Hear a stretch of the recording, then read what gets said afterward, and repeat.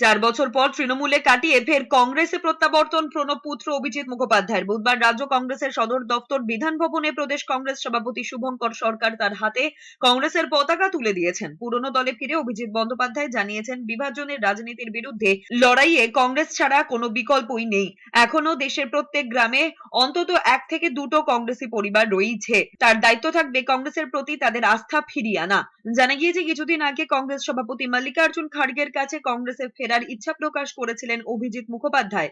বাবা প্রণব মুখোপাধ্যায় রাষ্ট্রপতি হওয়ার পর তার ছেড়ে যাওয়া কেন্দ্র জঙ্গিপুর থেকে উপনির্বাচনে জিতে সাংসদ হয়েছিলেন অভিজিৎ মুখোপাধ্যায়। 2014 ফের জঙ্গিপুর থেকে সাংসদ হয়েছিলেন, যদিও 2019 তৃণমূল প্রার্থীর কাছে পরাজিত হয়েছিলেন। এরপর 2021 5ই জুলাই কংগ্রেস ছেড়ে তৃণমূলে যোগ দিয়েছেন অভিজিৎ মুখোপাধ্যায়, কিন্তু তাকে লোকসভা কিংবা বিধানসভা নির্বাচনে প্রার্থী করা হয়নি। তাকে তৃণমূলেও সেভাবে সক্রিয় হতে দেখা যায়নি।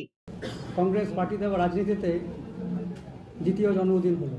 কিছুদিনের জন্য আমি ছিলাম না। আমি খুব খুশি এবং কৃতজ্ঞ যে আমাকে পুনরায় কংগ্রেস পার্টিতে যোগদান করার সুযোগ দিয়েছেন, যেটা আমরা মনে করি এক স্বাধীনতা সংগ্রামীর নাতি হিসেবে, গ্র্যান্ডসন হিসেবে একটা অরাজনৈতিক ভুল কাজ করেছিলাম কংগ্রেস ছেড়ে গিয়ে।